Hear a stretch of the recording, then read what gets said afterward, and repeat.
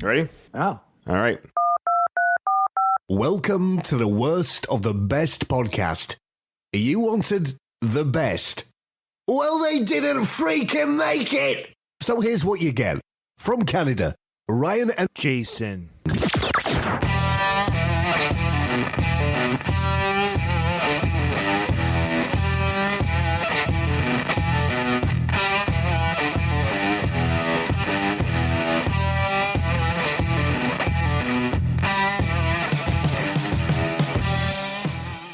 Welcome to the Worst of the Best podcast. I'm your host, Ryan, and with me today, again, guest host, still my brother, Jason. How you doing? I appreciate being here, Ryan. I'm doing well. Thank you very much. It's good to be back on your show. Yeah, it's good to have you back. You know, I have rotating guest hosts, which is always fun, but I will admit, obviously, doing it with you and Ruben, the OG host there, it's easier to do with family just because, you know, your family, there's no, like, awkwardness, so to speak. Maybe it's a less engaging conversation for our listeners. Maybe better podcasters have gone on before you, Ruben, who have worked with me. But you guys, as far as I'm concerned, I get to hang with my brother, so that's cool. It is a good opportunity to catch up, hang out, for sure. Talk about things that are usually interesting or entertaining. So I discovered, this is just a little side note for our tens and tens of listeners. A little side note here. I Googled, as I sometimes do, I Google my podcast just to see where I might show up on the interwebs. And there is another podcast that just started in like November called The Worst of the Best Podcast, verbatim. And they have a black and white lettering like we have on our podcast as well. Wow. That's not cool. And guess what their premise is? They focus just on music, but they pick artists and pick the worst song from that artist. This is not coincidental. No, it sucks completely. But they're probably getting better numbers than we are, which is the irony. Or not. Or not, who knows? But it's legitimately the same name as our podcast and the same concept, but focused just on music. Right. Well, hopefully they get bored of the... We only release once every 2 weeks anyways, sometimes once every week, but for the most part, we're once every 2 weeks, and it looks like they're once a month-ish, and they haven't released anything since the beginning of December already, so it's already been a month, so I'm hoping they die out. See, I've been pumping out this show for nobody for a long time, so I can do this forever. You know what I mean? If they can't handle getting not very many listeners, they're already bowed out of the program, well, that's why we'll stick around for the long haul. But for better or for worse, this show's going to be around for a while. I really like this format. Well, they did too, apparently. I don't know why you don't have more than 10 listeners. I don't know. I think the concept is great. So I guess it's just we that suck. Yeah, probably. Maybe the hosts were better. You'd have a better audience. That would be the crazy irony is they've taken our concept, ran with it, and maybe they're doing a better job. That's fair. All right. We're the beta cassette tape to their VHS. You know what I mean? They took the same program, but just made it more accessible, better. I don't know. Easier to operate. Who knows? I don't have the heart to listen. I'm kind of curious. I'm almost tempted to listen to the show and break it down on our show a little bit. Take an episode. You know what you should do? Is you should contact them and be a guest host with them.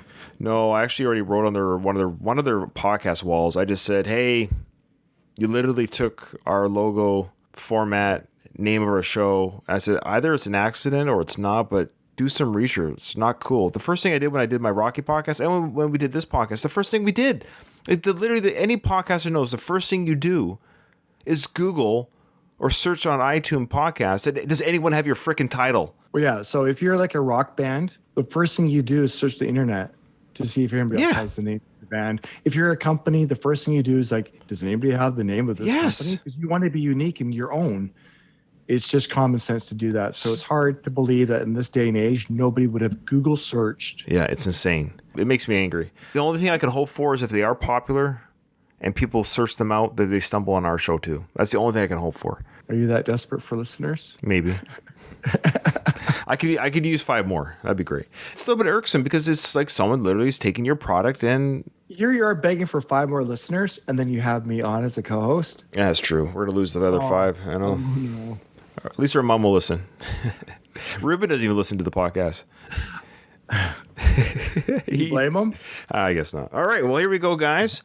We're excited for this. This is actually a really fun topic. When I did the research for this, sometimes I've done topics from maybe it wasn't the best topic. Maybe that's part of the problem why nobody listens.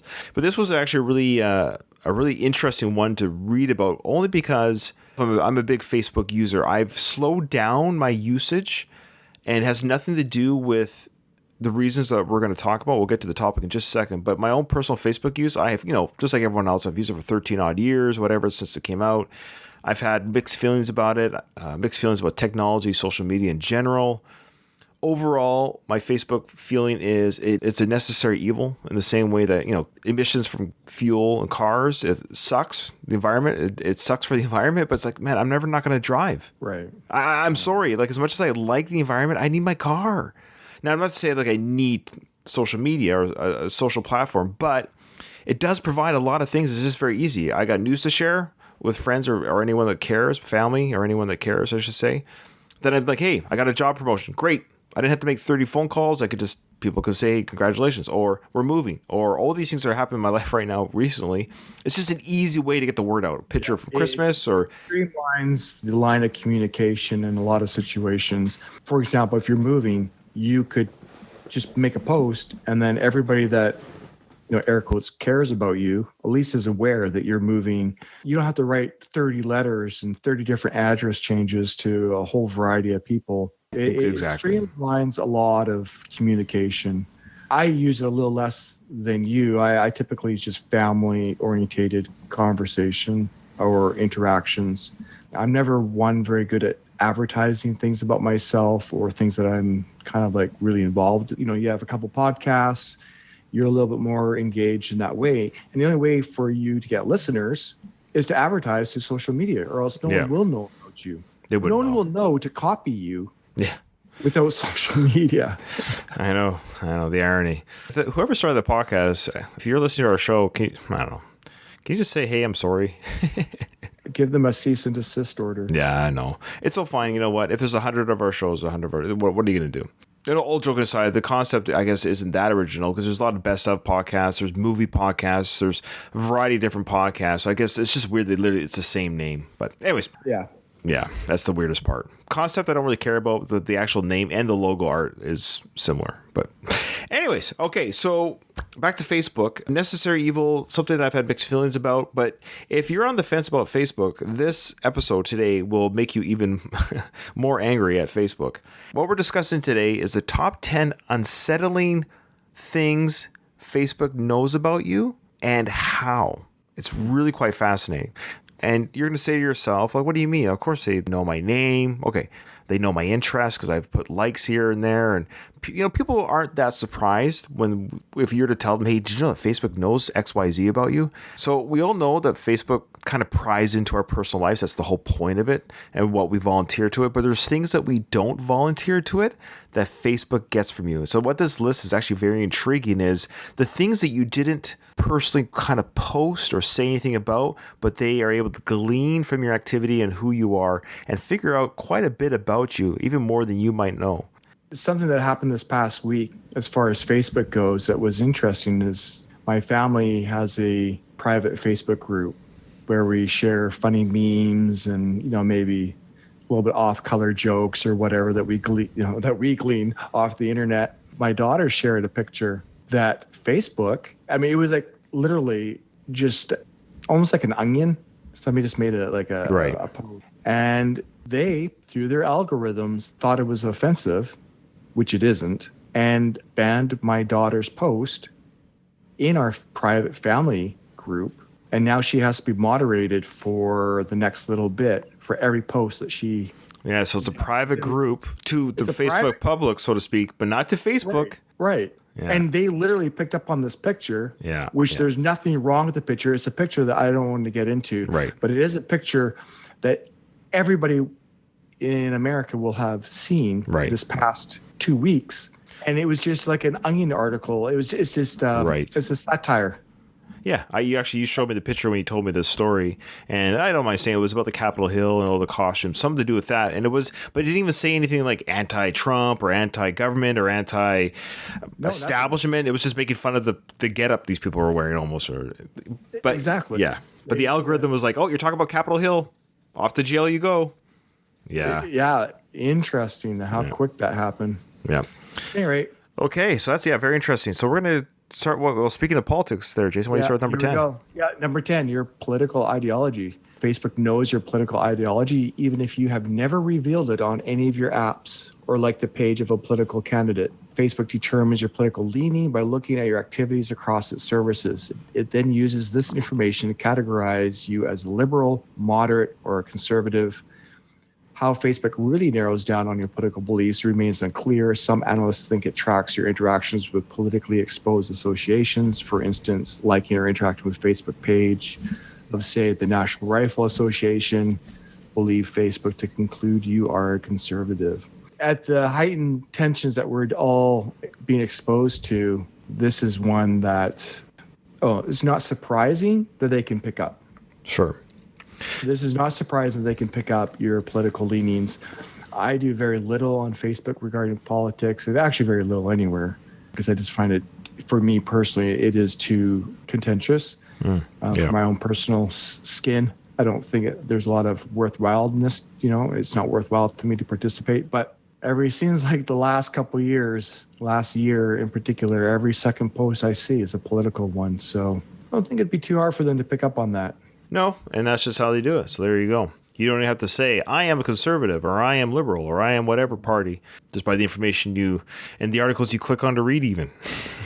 And the scary thing, though, of late, I mean, just within my own family, like that one post, it being deemed something to them as if it had anything to do with politics. It was just a satire picture, right.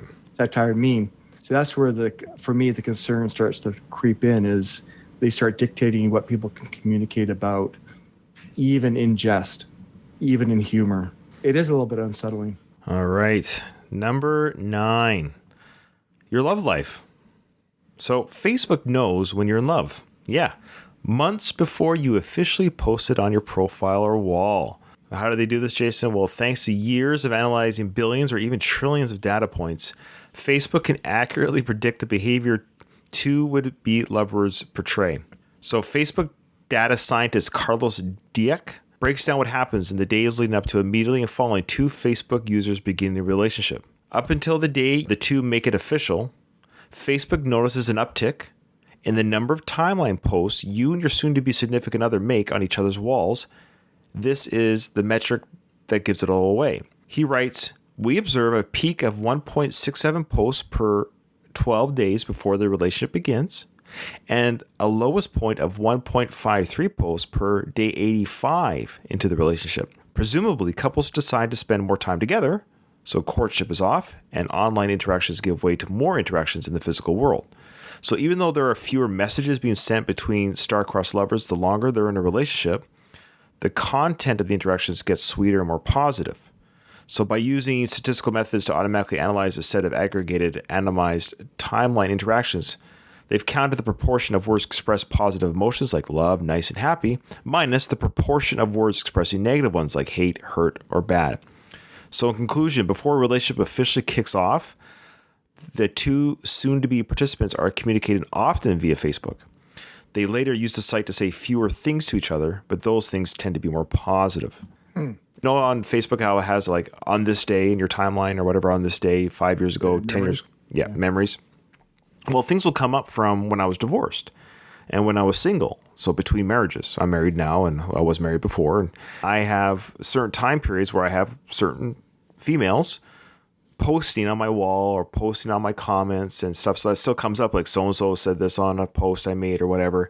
And it's weird to see someone be like, oh, you're this or you're that. Like obviously, you know, flirtatious words. One of the posts, there was a girl I had dated and a girl that I had yet to date, both commenting under my Facebook. It was just interesting to kind of see like where I was during this time, what Facebook would have analyzed. One individual is with me and one has yet to be with me, but both are interested in me. And so you can see Facebook analyzing that data. Yes. Okay. So there's a particular person on my Facebook. I didn't know really their backstory. They're from way in the past. And it came to my knowledge that I think they're going through like a divorce, though it wasn't really publicly said. And I can see another person that's going through a divorce and that person communicating with the other person. Like I could pick up on their interaction, or at least this girl's interaction. Maybe I shouldn't say any of this. Exactly what you're talking about. You could see the uptick, right? Like you could see liking, hearting, sharing, and then make a little comment, or I'm like, oh my goodness, it's hilarious. Sure. Yeah. Now, going back to the relationship stuff, my current girlfriend I met on Facebook through a private group. Facebook has its pluses and it has its minuses, and people can connect with a whole variety of people they wouldn't have otherwise have access to, or be able to become familiar with these people kind of in a safe, harmless way. In the group, I went to her profile and just did my own little... Call it creeping. Okay. Everybody creeps. You don't... Oh, come on. She reached out to me and asked me to be a friend, because I guess she creeped on my page. A few years later, we're still together. So shout out to Mary. Yo. Yeah. So as much as I struggle with Facebook, there are pluses and minuses to of course social media, as we talked about before. I would suspect we fell into some of these early indicators that Facebook would have picked up on. Absolutely. For better or worse. For better or for worse. All right, number 8, Jay. Yeah. Okay. Your call, SMS, and MMS logs are being looked into. So every call, SMS, and MMS you send or receive, Facebook saves those details. It saves everything about these phone calls, including names, phone numbers, caller and receipt, and date, time, duration of the call. Now, this is something I would never have guessed. The other ones I get, because they're more of a social experiment. This one is more technical invasion, I think. Facebook retains this information for years. In 2018, some users who downloaded their data archives containing information Facebook had on them found call logs, text messages dating back to 2015. iOS had a little less invasion of privacy compared to the Android devices. And of course, in usual fashion, Facebook denied that they had access to Android. This is partly true because since the feature was auto opt-in, particularly with early versions of Android, you automatically agreed to it by downloading using the Facebook app. Facebook is tracking your phone calls and your text messages and probably all our Messenger app conversations, and that's not cool. Honey, pick up some milk and butter. I'm sure that's not all the conversations that are picked up, though. No. I don't want to know. When my older two boys are 22 and 20 right now, but when they were 12 and 14, 13 and 15 respectively, they wanted Facebook, kind of a newer software at the time, and I was like, okay, I just got to monitor I just want to make sure they're being safe, on the internet. They're just young teens. I told them, I said, I just so you know, I'll be periodically checking your chats and your Facebook activity. Just make sure you're being safe and good. It's funny how quickly I just didn't care anymore. Meaning, like, I knew they were just talking about whatever, and I just stopped reading it because I was like, oh. So I always just find it interesting. I wonder, like, is there just so much boring garbage? And of course, there's illicit activity going on too, and illegal activity too. Does it say what they do with this information, or they just have it? I don't see what they use it for. You got to figure there's Facebook employees that just get off on this stuff. Come on. Yeah, and I suspect it's the same way that... Like reading someone's diary? Or even the way government uses this type of information. They're probably just scanning for ads. They pick up certain keywords, and it's probably to create ads that are more specific to you. I don't think it's really people really listening. I'm sure they could. They're just picking up data points. It's data points. There's no physical listening with their ears. Unlikely. Because think about how many Facebook users. I think it's billion Facebook users. There's not enough manpower to monitor every conversation in text. Like by the human ear, it would have to be. It's all AI. Yeah. I'm sure if somebody in the government or something finds a real need for it, it's backed up somewhere. We've already given off a few points here, and people who are on the fence about Facebook and its use are probably like, you know what? I've already thought about deleting Facebook, getting rid of it. Jason and Ryan have convinced me enough of this. I'm just going to, after this episode, I'm going to delete my Facebook. Well, I got news for you guys. Number 7. There are still many people who do not use Facebook or have deleted their Facebook accounts over privacy concerns that we just talked about. However, folks, this does not mean that you are free of Facebook's nosiness. Facebook minds your business, even if you do not use its services. It knows you exist and has created what's called a shadow profile for you on Facebook. Now, what is a shadow profile, you say? Yeah, well, what is that? Simply put, let's imagine a simple social group of 3 people. You have Ashley, Blair, and Carmen. 3 girls. Okay. They all know each other and have each other's email addresses and phone numbers in their phones. Now, if Ashley joins Facebook and uploads her phone contacts to Facebook servers, Facebook can proactively suggest friends to whom she might know. based on the information she uploaded. For now, let's imagine that Ashley is the first of these 3 friends to join Facebook. The information she uploaded is still used to create shadow profiles for both Blair and Carmen, kind of like waiting in the shadows. So that if Blair and Carmen join, they will be then recommended as Ashley as a friend. Next, Blair joins Facebook, and she uploads her contacts from her phone. And thanks to the shadow profile, she has a ready-made connection to Ashley in Facebook's People You May Know feature. At the same time, Facebook has learned more about Carmen's social circle, in spite of the fact that Carmen has never used Facebook. So that third friend who's never joined it, Facebook knows who her friends are, their interests, and everything like that, and therefore has never agreed to its policies for data collection. So it's just like it was building on that other point. Yeah. Right? Those conversations, those text messages, those phone calls. It is gathering enough data points that they can pinpoint other people, even if they're not on Facebook. They're collecting information on people that you're associating with. It's kind of like the 6 degrees of separation with Kevin Bacon, right? Eventually, we are going to find how we are all connected, and Facebook just has so much data that's collected on everybody that eventually you're not going to be immune to being found out. So to you heroes who've deleted Facebook, they still have stuff on you. Exactly. Our mom might be on Facebook, and eventually they're going to be able to figure out that who her sons are. Even if we aren't on Facebook, there might be a comment or a reference. Eventually, that data point will lead back to other people. All right, number 6. Now, speaking of data and them collecting information on you, this is a big one. Your location. Not only Google collecting all the information about where you are and where you've been, Facebook is right up there and doing the same thing. It knows where you are at every moment. And if you feel that that is creepy, we should add that it also stores this information on its servers. So it knows everywhere you have been, how long after you have left, and probably forgotten you were ever there. Facebook tracks you using the Facebook app on your phone. The app tracks you every time, even when it's not in use. Facebook offers everyone the option of limiting the app's tracking feature or even switching it off completely. But as others have found out, Facebook still tracks you even if you opt out. While it will no longer rely on using the location features on your phone, it will resort to using your Wi-Fi, IP address, Bluetooth, browsing habits, places you check into, and other contents you upload to the site to determine your location. Unlike the location feature, you cannot turn this one off. Data, right? I mean, there's just no hiding from Facebook. No, or your phone. It's like they say, you got to get off the grid. And really the only way to get, quote unquote, get off the grid is to literally have on your person what you would in 1970. Even cell phones, while turned off, can be found. And so really the only way to get off the grid is to get rid of your cell phone.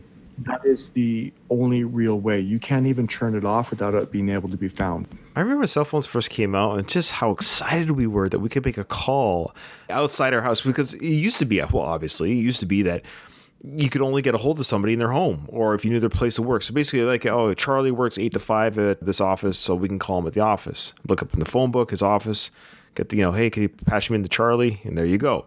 Then Charlie's home from work at 5, you can call him after 5, and then you don't call him after 9 because people are going to wrap it up and going to bed. That's the way it used to be. And now it's insane. Now I know where Charlie is between work, after work, what he's watching on TV, and then we have data points of where he went on vacation and stuff. It's insane. We freely give up the information because we want to show off that we were on vacation. And then even when we don't want to show off our information, they're still taking it from us. The only way you communicated with somebody, almost only way, was when you saw them in person or you kept your word. I will see you at the movie theaters at 7 p.m. You had to keep your word. You had to be there for 7. We waited, man. We waited for you. You didn't show up. We're not missing the movie without you, man. Sorry, we're out of here. Like, where were you guys? There's no way to say, hey, I'm 5 minutes late, or I'm here, but I don't see you. You just had to carry on. But nowadays, we give away everything about ourselves. I kind of miss. Yeah, I know. All right, brother. Well, then we wouldn't. But then again, we talk about. I love podcasting. I truly enjoy it, and I joke about have a small audience, which I appreciate you guys listening. So those who are listening, I appreciate you. But that's what I enjoy doing it. That's the thing. It's a small hobby. I enjoy doing it. And I can't do it without technology, and I can't advertise it without social media. So it's. But then social media made it so that you have to have a podcast to advertise. Did we really need podcasts? That's an interesting dilemma. Yeah, it is. I think the need to connect with humans has always been there, to put your voice out there. You know, they'd have local radio or public radio. So people have been doing it for all, you know, call-in stations. So it's hard to say. I would say podcasts would have still gotten out somehow. Absolutely. It's like talk radio. Yeah, exactly. Yeah. Again, social media is a very easy, wonderful, convenient, streamlined way of saying, hey, a new episode's out. So what's it's about. If you want to listen to that subject, check it out. Yeah. All right. Number 5. Okay. This one will never have anything to do with you or me because we will never be pregnant. So, yes, you would know. You and I. We're not talking about the male. Yeah, let's be clear. I just can't, I know I can't get pregnant. Yeah, that's what I mean. That's what you're saying. So you and I cannot get pregnant. So we're only speaking to me and you. We're not speaking to all genders across the board. We are saying that Jason and Ryan, we identify as people being incapable of producing a child. And I also choose not to have a child. Oh. Yes, I'm actually fixed as well. So I'm like a double whammy. I can't get pregnant and I can't get people pregnant. Oh boy, what a disaster. This is the world we live in. I can't even believe we can't even. Okay, anyway. So this can't even apply to you, Becky, either, your wife. That's right. She can't get pregnant by me, but. You know. Exactly. Okay. But Facebook will know, despite you, if she becomes pregnant. Yeah. So. All right. So this is your pregnancy status is number 5. So Facebook knows when you're pregnant or likely to become pregnant, that is. So you should not be surprised when you start to see ads for baby care products. Facebook allows advertisers to target pregnant women, and they will target you if they suspect you are pregnant. An investigation was done by Ad Age. They accused Facebook of being purposely vague about how it targets users based on their likes and interests. So, for example, if you're thinking about having a baby, what are you going to start doing? I'm going to look at cribs. I'm going to look at should I breastfeed or not breastfeed articles, home births, medicine, things I can't take while I'm pregnant. How do I know if I become pregnant? All these things are being searched for, whether it's Google, which is attached to, we know it's attached to Facebook, and Google are just like bedmates. Facebook has more than 200 ways of tracking its users from the web. Ad Age says that Facebook's advertising tool applies a hashtag to terms such as morning sickness, ultrasound, and pregnancy test, and can then serve ads with those in mind. But of course, Facebook declined to come out and say that it uses posts made by users to identify pregnant women. Facebook, for its part, said it rarely uses the content of status updates as a signal for ad targeting. But Facebook is careful to note that it doesn't use the content of status updates to target pregnant women. Not all advertisers are created equally in terms of how they define privacy, as opposed to how we, the consumer or Facebook user, defines privacy. So certainly there's a gap between what marketers say that they are being told and what Facebook tells the journalists for the record. I think this is one is very not surprising. Becky and I will be talking about a product, and it's happened to everybody. And Instagram, as you know, is connected to Facebook. No, Facebook owns Instagram. There you go. Yeah, so I'll be talking about something like literally 5 hours later. Hey, Becky, remember that thing we were talking about? It's on my Instagram. I'll show it to her. Like I advertised it for. It's insane. So it's gone beyond even the hashtags now. Now it's just the conversations. I've done it where it's right away. Yeah. But I think what makes this one a little bit, I'm going to say disturbing. Pregnancy is it's kind of a privacy thing. That's, I think, what the problem is. Yeah. So it's beyond just like not what dog food we want to buy, but the fact that a woman wants to be private about her pregnancy. Think about that for a second. Let's say she's considering having an abortion. Her privacy is being invaded here. Her body's doings. Facebook's like, haha, we know. And just so you know, we know. And here's how, here's some things you might want to know what we know. And where the person's like, I don't even know if I want to have the baby. I don't know if I, or whatever it might be. I mean, I'm not trying to, I'm just saying like. So are you saying those gender reveals is really anticlimactic for Facebook? Yeah, pretty much. So those are cringy. You know what my gender reveal party was? It was a bunch of us standing around the body of my wife as she was delivering the baby. And when the baby came out, we found out what it was. Call me old school. Call me old school. That's how we did it, yeah. Everything else is already a known. So let's keep that part a surprise. Yeah. We're old school. Number 4, Jay. Okay. Facebook knows your sleep pattern. Facebook knows when you're asleep and awake, like Santa. Mm-hmm. And if you do not have a problem with that, wait until you hear that it made this data publicly available to everyone. Anyone capable of writing a bit of code to extract this information from Facebook's Messenger will know your sleep pattern. Messenger contains features that detects when you are using the app on any of your devices. By writing a code to check the status of everyone on your friends list, a person can determine when their friends are online, offline, or online but idle. They can then use this information to determine when they are awake and asleep. This is just a data point that they're able to make a very, very educated algorithm guess about your behaviors. I mean, I'm sure you've done this before. You're asleep, you wake up, and then you kind of go, I'm going to check my phone, and then you see somebody had messaged you at 12:30 in the morning. You didn't see it because you were asleep, and then you click on it to see what was said. And then obviously Facebook knows that you were at least awake in that window. Yeah, let's say you check your Facebook I'm just using a number, every 15 minutes throughout the day, and then it knows that number goes down between 9 in the evening to 7 in the morning. And it says, oh, he checked it again at 12:30. They'll know, okay, during that moment of time, he or she is sleeping, because they rarely check, if at all, their Facebook updates or anything like that. Thus, they must be incapacitated, dead, or asleep. Right. Yeah, it's pretty straightforward for sure. So, but again, the privacy issue, maybe we have been harping on that enough. The privacy issue here is that Facebook just knows when you're, when you ever get your feet tickled.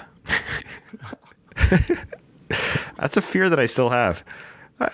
Does anyone have a fear of having their foot touched?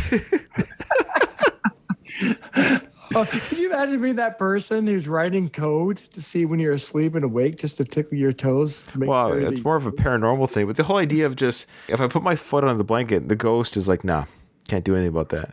I have a pretty good chance that Ryan's asleep at 2:35. Number 3, your breakups. So back to relationships. If your relationship is Facebook official, so many people do that, hey, I'm in a relationship with so-and-so, we've all seen it, but you're still getting ads for dating sites in your newsfeed, the social networking site may have realized something you haven't. You and your significant other are headed for Heartbreak Hotel. Check it out. A new paper co-authored by Cornell University computer scientist John Kleinberg said Facebook data can not only predict whom you're in a relationship with, but if the relationship will go kaput. So using the rather enormous sample of 1.3 million Facebook users, that's a large sample size. I mean, that's more than enough. Kleinberg and Backstrom set out to devise an algorithm for figuring out how to successfully determine if two people were in a relationship. And it turns out the number of annoyingly cutesy selfies you post together, or even the amount of friends you have in common, aren't the prime predictors. In fact, what they discovered was that the best indicator of a relationship is how many of your mutual friends are not connected to each other. This metric is called dispersion, and it measures mutual friends, but also friends from the further flung reaches of a person's network neighborhood. So having high dispersion, or when two people have wildly dispersed clusters of friends that are linked mostly via the couple, is the best predictor of whether those two people are in a relationship. In fact, Kleinberg and Backstrom were able to correctly predict a user's spouse 60% of the time, and a non-married partner 1/3 of the time using the algorithm. Okay. So none of this is shocking. So again, the idea is you're dating, but you haven't made those connections. So Facebook's saying, hey, look, if your mutual friend doesn't kind of grow, or you don't have those, like, you're going to weddings, anniversaries, parties, funerals, interconnected. This is relationship going to last because you're not a part of each other's life outside of the bedroom almost. Yeah. Interesting. Well, I think this one is interesting. Facebook tracks your mouse cursor use. What?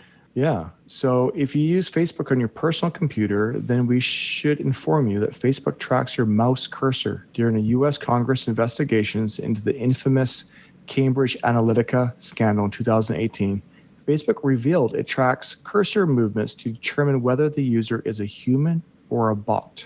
This would have been a very good excuse, except that Facebook had revealed the truth a few years earlier when it said it tracks our mouse cursor movements to determine the ads we clicked on and hover around.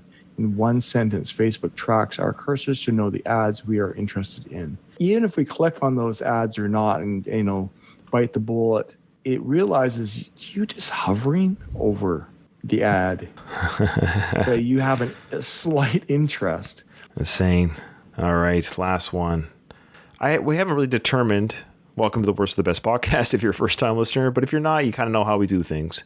But, this is your 10 quote-unquote best ways that Facebook analyzes and invades your privacy, essentially. So we're going to pick what we think is the worst one, maybe the worst invasive form of privacy, the one that's the most damaging, or whatever you want to call it, the one we like the least, the one we would wish didn't exist, maybe the one ability that we wish they didn't have. I don't know. Does that sound good? Yeah, Okay. No, I agree with that. That's kind of where I was going. Okay. Now, the last one, though, I don't think would make either one of our lists. I think it actually is kind of a good, again, we talk about social media being good and bad, but this is, I wouldn't say it's creepy, but it's just insane how this happened. In 2017, a man named Kashmir Hill found a long-lost relative after Facebook suggested he added this individual as a friend. They had no mutual friend. They had different last names, and yet Facebook somehow figured they were related or they should know each other. Already in this episode, Jason and I have explained that this people you may know feature works in an earlier entry. I believe it was the shadow profile one, but it's more sophisticated than just phone contact entry. It also uses your location, facial recognition technology, and even buys data from other apps. A psychiatrist once had Facebook recommending her patients to each other as friends. Okay. So, however, in what qualifies as nothing short of irony, back to the story, Kashmir Hill was researching and experimenting to decode how the Facebook friend suggestion feature worked at the time Facebook recommended he added an individual named Rebecca Porter as a friend. So ironically, he was trying to figure out, why do I get suggestions? How does this work? Why does Facebook suggest who they suggest to me? Right. It turns out, Jason, that Miss Porter, Rebecca Porter, was Kashmir's great aunt. Okay. She married his grandfather's brother a year after he was born. Of course, Kashmir. And that was the only time they ever met. So they did meet 35 years previous at that birth. But they had no mutual friends. And they lived far apart. She lived in Ohio while he lived in Florida. So Hill's biological grandfather, who was also called Porter, abandoned him when he was still a baby. And he was later adopted by a man named Hill. This is where he got the surname Hill. But 35 years later, Facebook linked him up with his great aunt using that shadow profile algorithm, face recognition, all that stuff. It made the connection, the behind the scenes connection that they have a history. Hey, there might be something here, you two. Yeah. And we can never do it on our own. No. Not without the billions of points of data. He was abandoned by his biological family, adopted, and Facebook reconnected to some of his relatives. But nothing on his profile would indicate that he's related to this individual other than Facebook saying, hey, we've got some data on this person. We've got some data and history on you. And guess what? You guys know each other. Have fun figuring out how and why. Right. Interesting. So, and it's funny, Jay, reading this, I've gotten, I think we all have gotten Facebook recommendations on our Facebook page without mutual friends. I wonder why now I've gotten those people. That would be a fun mystery to solve. The next time you, dear listeners, get a Facebook recommendation for a friend where there's no mutual friends, creep their Facebook profile, see what interests or whatever you might have in common. Why was this person recommended to me by the Facebook? It wasn't random. No, it feels random when it happens. But it's not. You're right. With this list, you can see how There's too much data points. There's a reason why Facebook said, hey, Ryan, hey, Jason, hey, listener, this person and you might just know each other somehow. Why? And what a fun journey that might be. The next time I get asked to be a mutual friend with somebody that's not a mutual friend, I might just add them and say, hey, do we know each other? Interesting. I'll dig deeper the next time. Yeah. All right. So there's the 10. Yeah. Let's review the 10. Yeah, I'll let you go ahead and do that. Starting from number 10.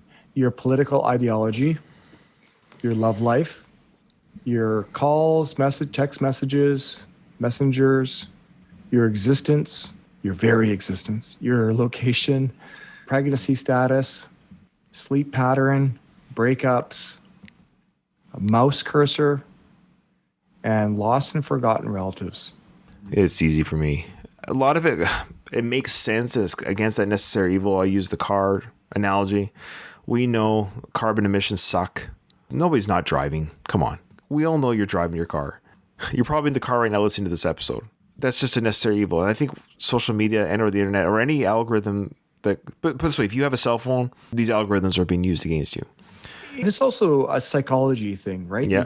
You get a large group of people, and they continue to collect data, and the more data that they collect, the more fine-tuned the information they have about people, regarding relationships, politics, breakups, pregnancy. I mean, it's all things that we almost willingly give to them, and they have such a vast amount of information that they can bring together. They know about you, but they really don't know about you. They just know the points of data and the algorithms that are associated with all that.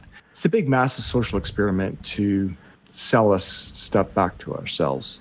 It's not like, oh my goodness, they know about my love life. And how did they figure that out? Yeah. I think the one that, if I had to, most of them are kind of like, whatever. They're going to figure me out with the algorithm data point. You can't escape it. It doesn't. I've kind of consigned the fact that it's just the way the world is now. But the one that I wouldn't mind if it just stopped existing is the whole having a log of all my texts. That's mine. Yeah. I'm not gonna say I've never sent a bad text, but I'm also saying, if all my texts and messenger logs cease to exist, my sleeping pattern at night that Facebook is tracking would be even better. Like, I don't know if phone calls are vocally recorded. They are. Okay. Well, but the fact that text messages, which can be very private for a whole variety of reasons, that one bothers me the most. Agreed. I think it was kind of an easy pick.